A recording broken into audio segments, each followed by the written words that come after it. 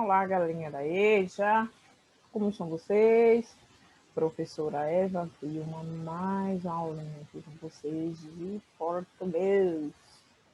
E aí, galera, como estão as atividades, os estudos, como estão desenvolvendo? Estão enviando para os professores de vocês? E aí, não se acanhe. Se tem uma para fazer atrasado, 2, 3, envie, vá fazendo. As atividades são tão pequenininhas, mas não fique parado. Entre em contato com o professor, pergunte a ele, vá lá no privado, se não quiser perguntar no grupo de vocês. Mas não se acomodem, vão à luta. Acesse o portal, como eu sempre venho falando aqui, sempre batendo nessa tecla. Acesse o portal, tem todas as aulas já de vocês, o dia, do mês, do que você quiser ver, rever, que não entendeu. Tem também outros materiais de outros professores, com outros conteúdos, né? Mas tudo é uma forma de aprendizado, de sempre aprender mais. É uma bagagem ótima para vocês, certo? Mas não deixe de estar mantendo contato assim, com as aulas, ok? Hoje vamos falar um pouquinho sobre expor e organizar o conhecimento. Aquelas ideias de formar um texto de opinião, então vamos rever aí, né, ver um slide falando sobre isso, de como criar, de como expor suas ideias, de como fazer sua colocação em um texto, em uma redação. Então, vamos dar uma viajada nos textos. Vou compartilhar aqui agora um material que fiz para vocês. Vamos lá, galera.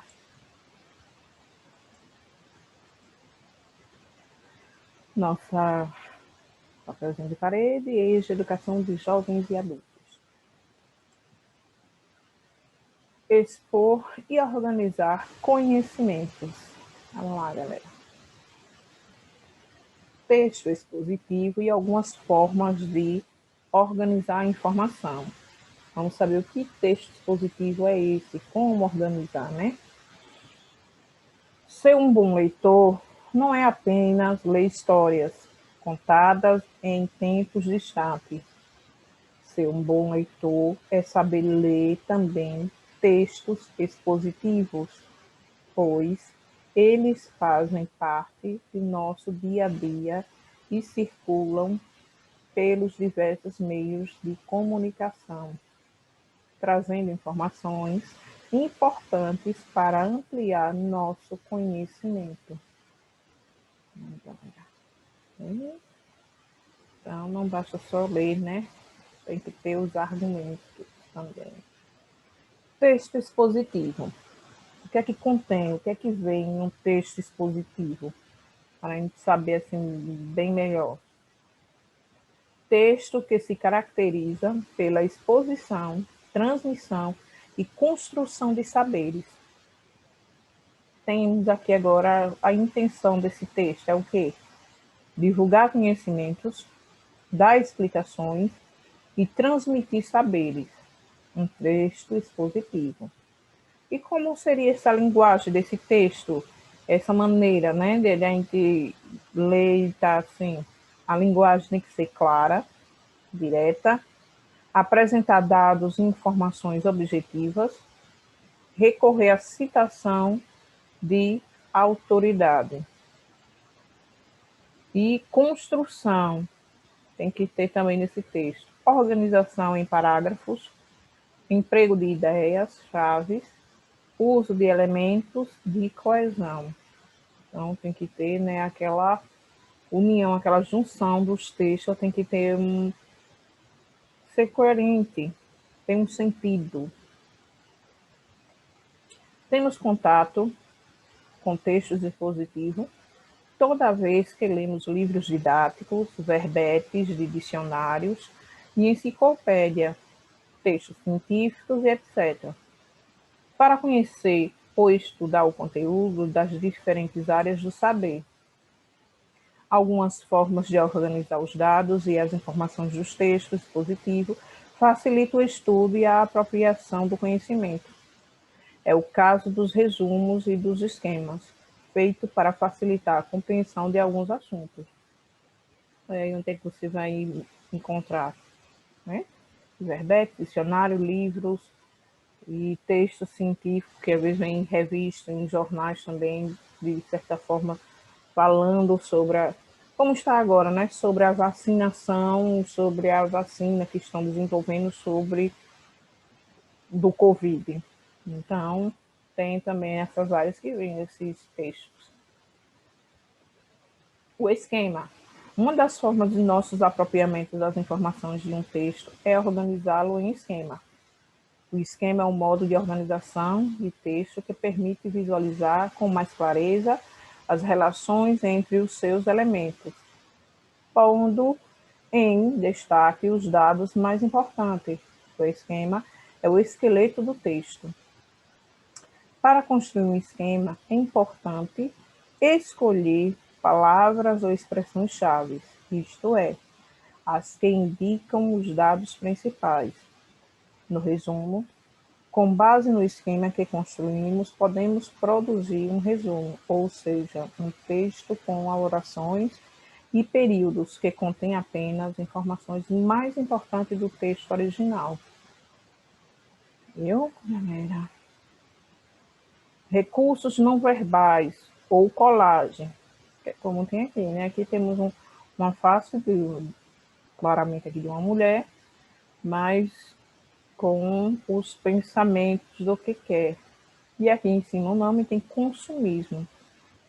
Papel, compra, supermercado, viagem, parque, fazendo compras. Alguns textos expositivos, que é esse daqui, está expondo o que naturalmente essa mulher está, né, desejando, querendo. Em linguagem verbal, são auxiliados por recursos não verbais, como fotos e ilustrações. As imagens ao lado combinam esses dois recursos, imitando uma técnica chamada colagem.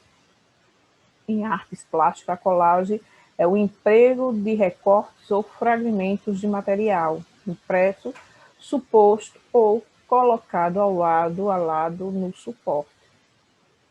E aí, galera, recursos não verbais com colagem.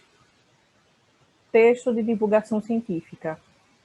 Há textos que são produzidos com finalidade de tornar acessível a um público amplo os saberes científicos de determinadas áreas do conhecimento. É o caso do texto de divulgação científica. São elaborados geralmente por especialistas e possibilitam a quem não é estudioso de uma ciência compreender conceitos relativos a ela. Eu vi aí que legal? Então, são chamados de texto, né, divulgação científica, esses textos. Leitura de mapa, mapas e gráficas de representação de dados físicos, social, econômico ou de outro, com o objetivo de fazer o leitor localizar, visualizar imediatamente uma determinada informação, um dado, uma explicação. Observe no mapa ao lado o título, o nome, os símbolos, desenhos, cores e legendas. Vendo aqui, Arquífero Guarani. Então, aqui são a legenda, né? Tá mostrando, tá, vocês até não podem nem visualizar tanto, mas uma linha, que é essa rosinha aqui, está mostrando por onde ele passa, por onde é banhado as áreas, né, em roxinho. E aqui as áreas, essa outra mais fraquinha. Aqui tem a Argentina, Paraguai, Bolívia, Mato Grosso do Sul, Mato Grosso, Brasil, Minas Gerais, Goiás, São Paulo, Paraná, Santa Catarina, Rio Grande do Sul e aqui na pontinha o Uruguai. Então a legenda está mostrando, né, o gráfico aqui, o mapa, por onde é banhado o Aquífero Guarani. Leitura agora por gráfico nesse círculo, parecendo uma pizza, um gráfico circular. Atenção ao título, às cores, à legenda e os números em porcentagem. Então, aqui fica fraquinho, um azulzinho mais forte, um escuro, e esse é uma tonalidade diferente. Está aqui, né, as porcentagens de que cada um tem. Então, aqui tá, ó, o gelo é a maior parte. Gelos das caladas polares. Aqui, o gelo. Então, distribuição da água doce no mundo. Água subterrânea, 22% tem, ó. Lagos e pântanos. Os lagos e pântanos são 0,35%. Os rios, 0,04%. E a atmosfera tem água, é 0,01% na atmosfera. Então, o que contém, né, mais é aqui no gelo das calotas polares. Aqui, gráfico de barras, também tem aqui, né, com suas porcentagens, numeração. Observe que este gráfico apresenta duas entradas, ou seja, dois eixos que cruzam informações, né, de 0 a 100%, distribuídos os recursos hídricos no Brasil. Infográfico, quando as informações, quando o quadro informativo que expressa, emprega texto, foto, desenho, ilustração e outros recursos para apresentar as informações de modo mais dinâmico. Aqui é chamado de infográfico. O Guarani em números. Aqui tem a área, né? O volume de água, tá dividido em um mapazinho. Aqui temos 5 mapas, que é 5 vezes São Paulo, está demonstrando. Aqui 2,5 vezes, né? 2 e a metade. A quem pertence? Então, aqui este infográfico também está bem explicativo, por porcentagem, a quantidade, né? Agora o nosso desafio. Vamos. Agora você que já viu como expor e organizar, faça uma pequena redação com um tema livre, qualquer tema que vocês queiram falar, de qualquer assunto. Organize e expor, coloque aí suas ideias em exposição. Pode ser também gráfico ou não. Certo, galera? Link da atividade e a mensagem da semana. Estudar é como plantar uma árvore. Você acabará colhendo os frutos disso mais tarde. Então, cuide, regue, molhe sempre os seus estudos, que mais tarde você acabará colhendo os frutos disso. Certo, galerinha? Fiquem todos com Deus e até a próxima aula.